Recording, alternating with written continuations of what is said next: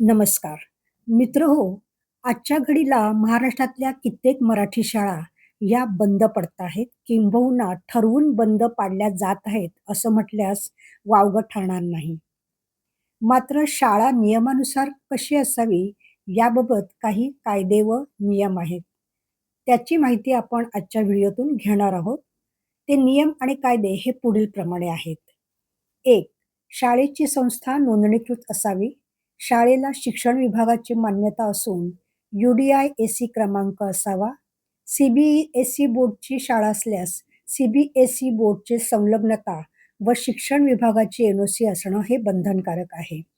मान्यता व संलग्नता क्रमांक व वर्ष आणि इतर आवश्यक माहिती ही सर्व शाळांनी आपल्या दर्शनी भागावर व वेबसाईटवर प्रसारित करणं बंधनकारक आहे. 2.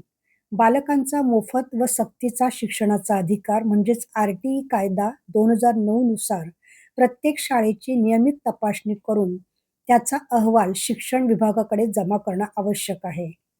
RTE कायद्यानुसार शाळेत मूलभूत सोयीसुविधा व व्यवस्था नसल्यास व अन्य नियमांचा भंग केल्यास त्या शाळेची मान्यता व NOC शासनाकडून त्वरित रद्द करण्यात येते.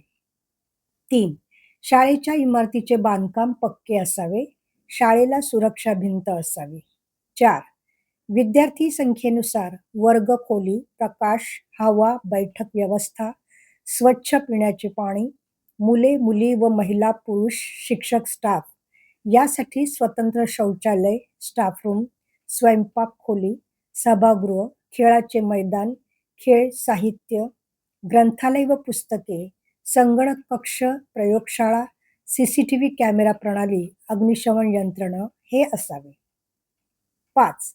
शासनाच्या नियमाप्रमाणे वर्ग आणि पटसंख्येनुसार शैक्षणिक अर्हता व व्यावसायिक पात्रता पूर्ण करणारे विषय, शिक्षक, क्रीडा शिक्षक, इतर कार्यानुभव शिक्षक हे असावेत. 6.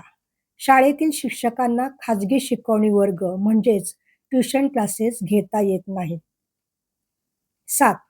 RTO नियमानुसार प्रशस्त स्कूल बस व स्कूल व्हॅनची सुविधा असावी व त्यात पुरुष कंडक्टर सहित मुलींच्या बस व व्हॅनमध्ये महिला कंडक्टर असणं हे बंधनकारक आहे.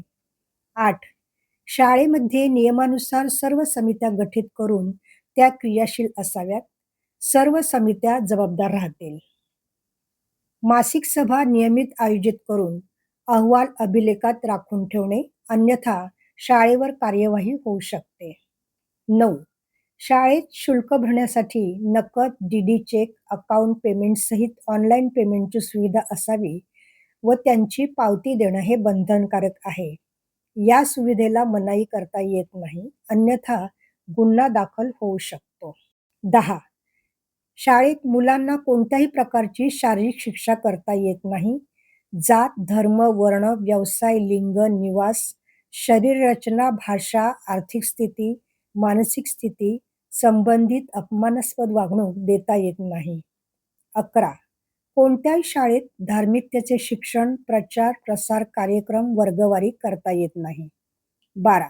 बालमजुरीमध्ये मोडत असलेले कोणतेही कार्य विद्यार्थ्यांकडून करून घेणं हे फौजदारी गुन्हेस पात्र आहे. 13. शाळेतून पुस्तके, गणवेश व इतर साहित्य विकणे किंवा एका विशेष दुकानातून घेण्यास बाध्य वा सक्ती करणं हे बेकायदेशीर आहे. 14.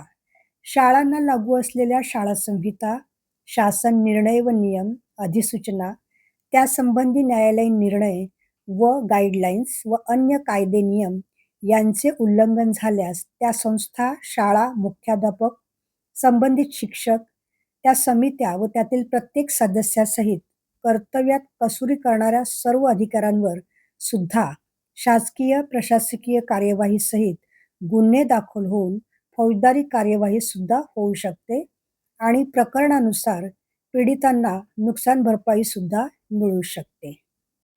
मित्रहो, नियमाप्रमाणे स्कूल बस किंवा व्हॅन ही कशी असावी याबाबत देखील आपण एक व्हिडिओ या चॅनेलवर टाकलेला आहे. आपण तो देखील पाहावा. धन्यवाद.